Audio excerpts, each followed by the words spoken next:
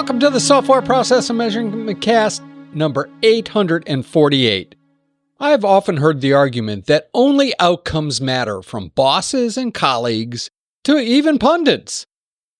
And more recently, even from coaches and change agents.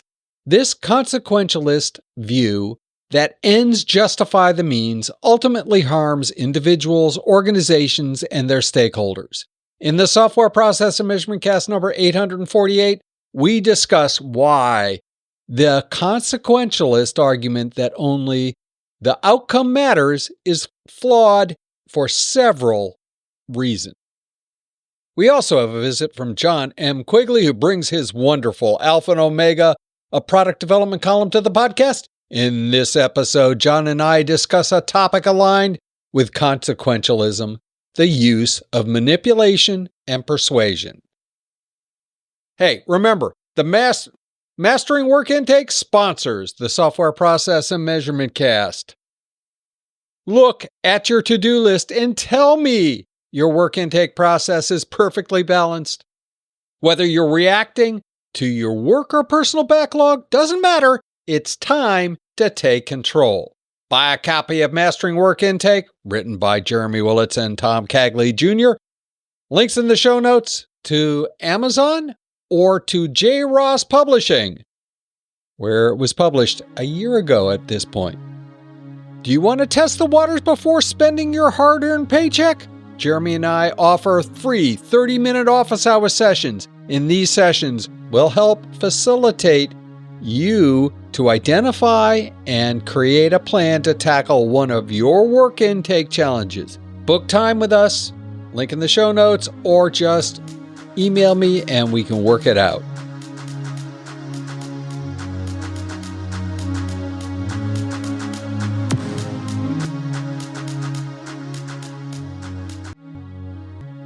Consequentialism is a Problem, by Thomas M. Cagley Jr., Megan E. Cagley.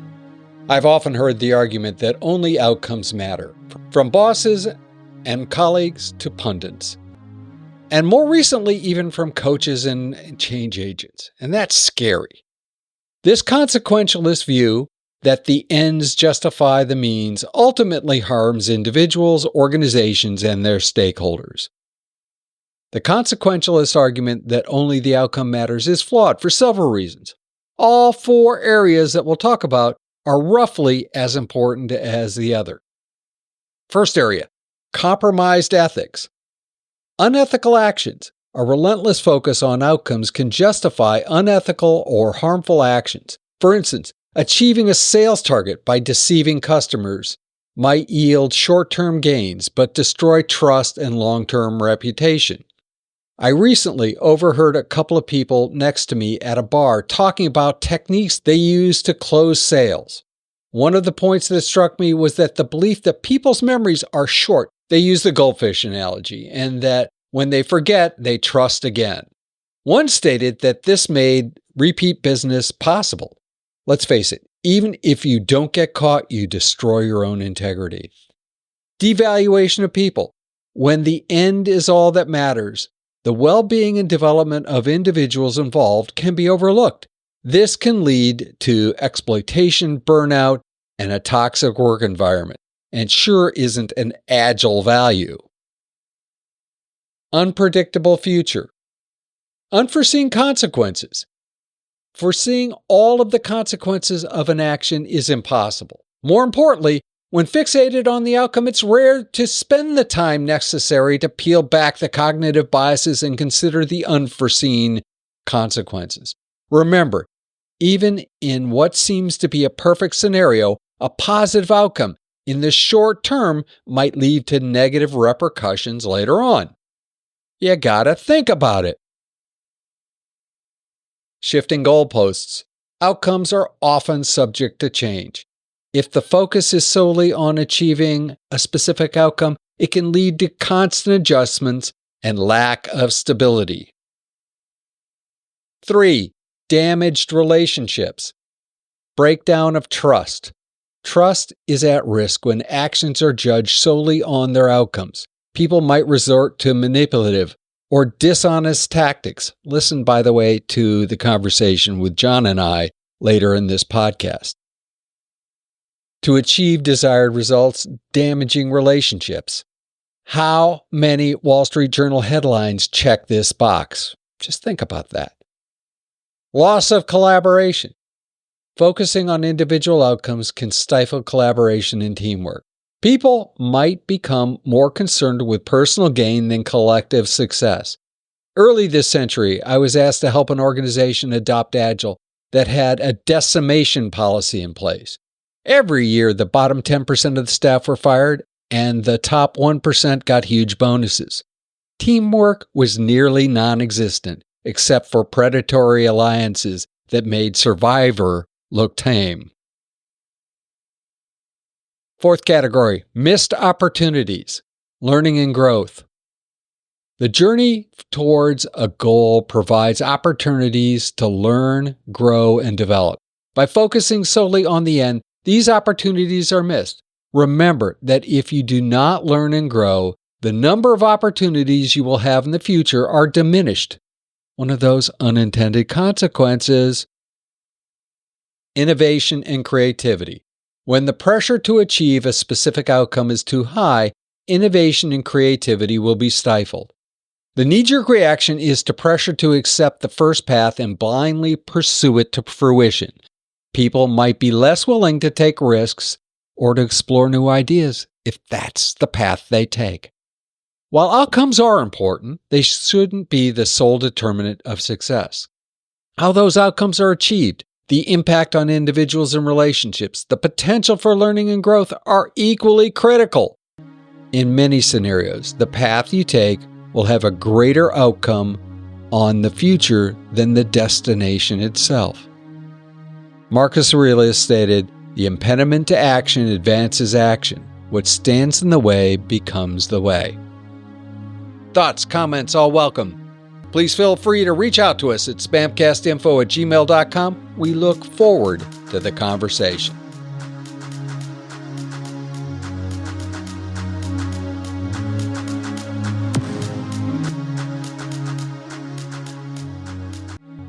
Jon M Quigley, welcome to the Software Process and Measurement Cast. Jon, your Alpha and Omega product development has been a mainstay of the columns in the podcast for years and years. Wow. That explains the white in the beard. You're aging me, Tom. Well, at least I'm providing a yardstick to measure that age, yes. Whether or not our conversations age you, they at least make me feel younger. They don't age me. It was said in jest, but I understand. It's been a lot of fun for sure, and the topics make me think a little bit differently than what I would normally charge off and do, which is kind of interesting. I think that's a value. They help me think differently about a lot of topics also. Jon, today I'd like to get your perspective on manipulation versus persuasion, especially from the aspect of change. You could argue these two are the same thing. I think in some contexts they are. They shouldn't be, personally, belief, but I think in some cases people perceive them as being the same thing. Yes, exactly. I read years ago, probably even more than a decade, I was reading a lot of stuff on persuasion, and the missus saw the books and was like, "You're trying to figure out how to manipulate me." And I'm like, "No, I don't want people to do that to me. I don't want to be manipulated. I will not do that to somebody else. That would be very hypocritical of me to do something to somebody that I myself would really take offense to." So, but understanding how to get your point across and understanding where the blocking points are in some form of logic is interesting to know, so you can try to figure out, what truly is the right thing. So I've been reading about the whole idea of manipulation, persuasion, relatively recently. How'd you classify sales? Well, there's two kinds of sales, sadly. Okay. The one, there is a manipulation one. The person who's telling you about the crime in the area to get you to buy a security thing. That's probably a little bit more about manipulation. But right, exactly. I have an objective. I'm moving product. I need you to buy my product because I need the income. I need a new car or whatever it is, which is, not a terrible thing for sure. I'm a capitalist. But that's probably in the category of manipulation. But the person that's, laying out the reason why a security system might be interesting for you to have or even prudent, that's probably more of a persuasion thing and showing you the benefits at large and the specific features that you may enjoy having beyond the immediate, somebody's breaking into my house. That may not be manipulation. That might be more like persuasion. I think a lot of that is a win-win scenario. That's cool. I understand that. That's fine. I have trouble with, and especially on the sales side, where somebody's trying to sell you something you really don't need. There is no win-win. That is just that's just self-effacing.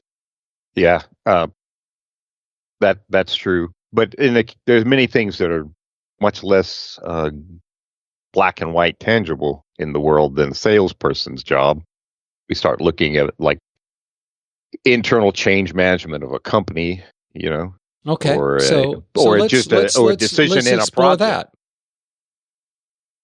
Because there are a lot of things that get in the way of people clear thinking, and which means what they think is appropriate or the prudent may not be in fact that, because of the baggage they carry, the biases they have, their interpretation of data that could be confirmation bias or something like that, or some other thing, and that informs them errantly of the situation. And if you don't know the true situation, then finding the appropriate action to take is going to be guesswork. So if you tricked them into the right decision, would that be ethical? In general, I'd say no, but I think there are people who say the proof is in the pudding. If you trick them into the right decision and the outcome is favorable, and they are not aware they've been tricked into the right decision, then if a tree falls down in the wood and nobody's around, sort of thing. Yeah, I'm not a big fan of the outcome is the only thing that matters. I do think the journey does matter. You're not very Machiavellian. Neither am I have read The Prince. Yes, Machiavelli. That was his great book. Yeah, I think the ends are important, but it doesn't necessarily justify the means. I would not argue that the end isn't important, but I do think that if you can't get there in the right way, that significantly taints the end. So if you're on let's say you're doing a digital transformation, here's even a sadder one, and this one I'm not fond of.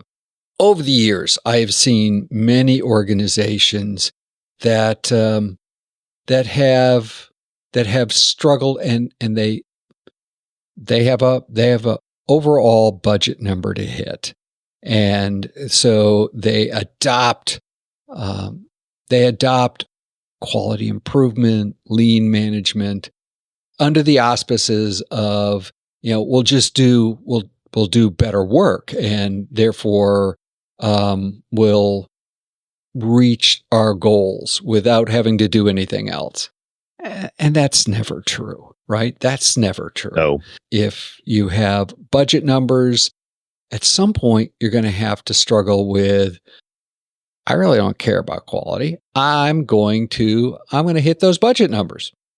And then you get the 737 MAX, or you get the 730, you get that, or you get the new Boeing space capsule that damn near killed all, those astronauts. Good old McDonnell Douglas. Great merger. Yeah. Oh, sorry. The thing is, it's a cultural thing. I've seen the things you're talking about, like the project has to go out on time. Well, so the parts are delivered late, so the testing is truncated, or that's happened to you. I think you've expressed a couple of things like that on the. Quite a few times, actually, more than once. So at least I know of which you speak. It's not just a theoretical at Boeing. It's I can't believe we're doing this again. Or we're trying to do this again. I can't let this happen. If we say we're a quality organization and this is a quality product, then we ought to be doing that. It's a cultural thing. If you say one thing, if you introduce, we're going to be TQM, we're going to do lean or whatever it is, that you haven't changed the fundamental operating modus operandi of the company, then you're peeing in the wind. It's not really going to get the result you're looking for. Peeing in the wind, and right behind you is an electric fence that's that as soon as it connects, as it gets blown back, you're going to get a nice jolt. Oh, well, Jim Croce song almost. Yeah. Almost. I'm a big fan of his work for sure. So, but Jon, how do you balance that as a leader? And you're a thought leader. You've run testing groups. You've run product groups. All of those kinds of things. As a leader, how do you balance that sort of bright and dark line between persuasion and manipulation? I like there's some tangible and fundamental principles to how you behave or how you wish to conduct yourself, and those things should be well known in your group, in your team, ideally in the entirety of the organization. But we're not. The bigger the organization, the more difficult it is to get that that word. That word, for whatever reason, I know I can see it in my mind's eye, that homogeneous. There you go. I don't think that's exactly the right tense of the word or a variant of the word, but essentially that. You don't have that. You can't get that in a large organization.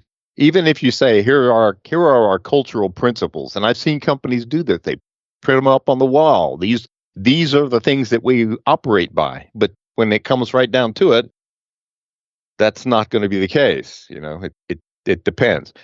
But for me, those principles, whatever those fundamental principles are, those need to be known by you and the people around you. And those principles should suggest that manipulation is not going to be on our agenda. That means you're going to have to be transparent with why you think the things you think, and allow them to be critiqued. And not just you as the leader, but especially you as the leader. You got to model this behavior. So you should model it. If your thinking needs to be critiqued, your team is going to do it, and aggressively and vigorously. On the same hand, or at the same time, your team's inputs and thinking is going to be aggressively critiqued by other team members, and including you as the leader / manager of this group. You mean you can't just pull out the old adage, do as I say, not as I do?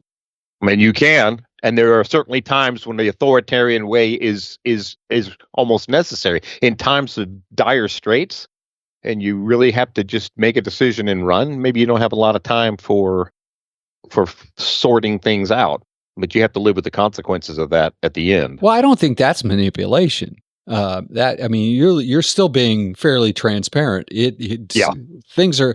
If I try to trick you into thinking, or I'm going to manufacture its dire circumstance, my hair's on fire, and let's face it, as I've seen many a scenario, especially in the work input side to teams and to organizations, where people just feign disaster so that suddenly, or it's the old, hey, I'll scream the loudest kind of stuff and get my work done before anybody else's, even though it isn't that urgent and it probably isn't that important either. Yeah, I've seen that also. That's a form of manipulation. That is a form of manipulation. I when I was a position of hiring people, I had this one instance, one department. I had 3 different categories of people in my group. There were 2, maybe it was 2.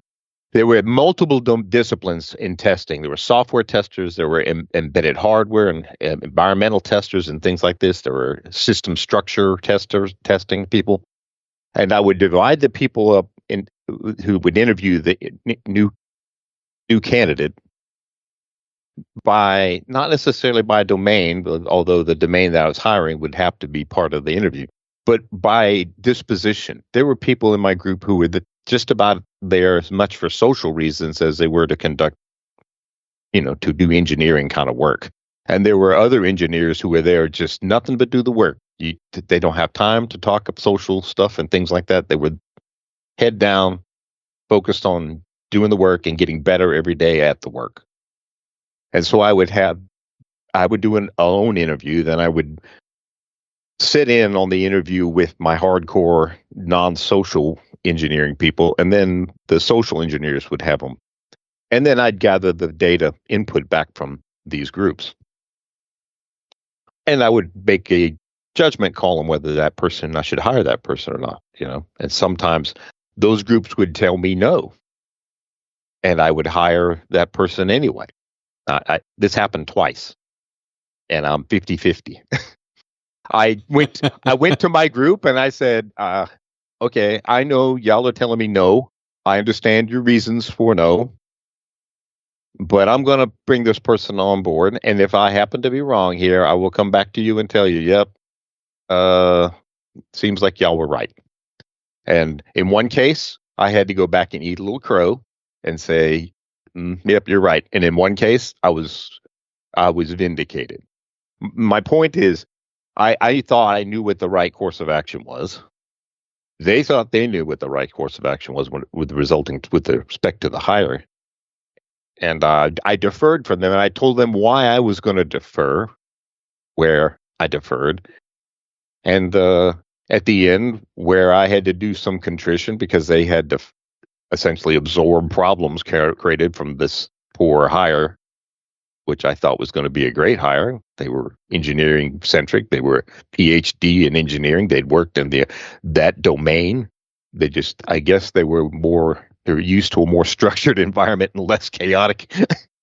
The only thing I could figure, this was like a tornado workplace, and the place you come from, which was a very big company, probably is a lot more structured and well ordered. I just went to my team and said, okay, I got it wrong. Let's clean up this mess, and sorry about that. Well, that's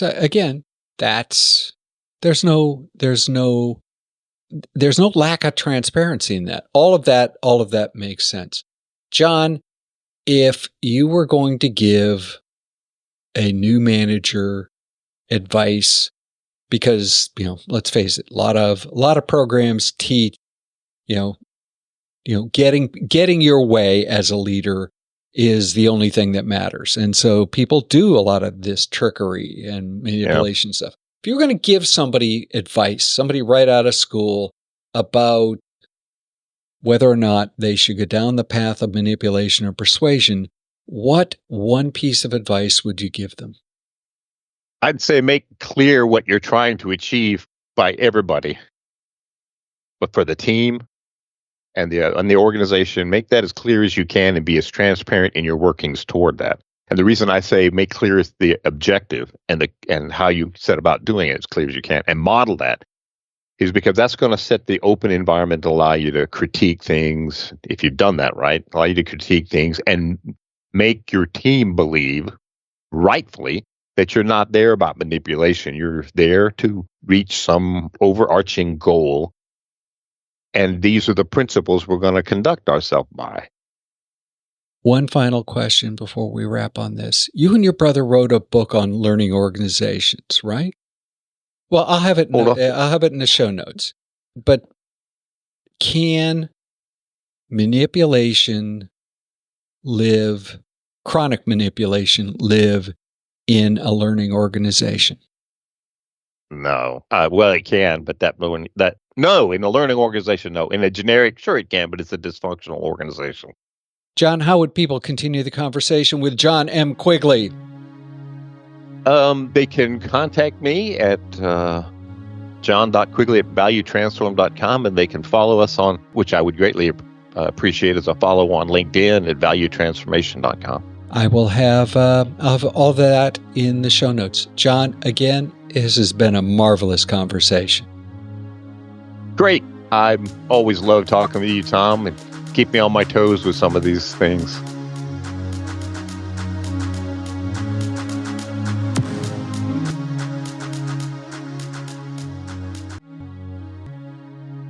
In Reread Saturday News, the first chapter of Development is Freedom by Amartya Sen. Have you bought your copy, by the way? Link in the show notes. Explores the relationship between freedom and development. In this chapter, the author highlights the dichotomy between the concentration of economic wealth and a broader focus on the lives we can lead as different views of development. During my university career, I studied a lot of economics, and I do mean a lot of economics. At one point, I considered economics as a vocation. At the time, my math was not good enough, and I was not a good enough student to understand that I could have remedied that issue. The brand of economics I studied would have put me into the wealth as development camp.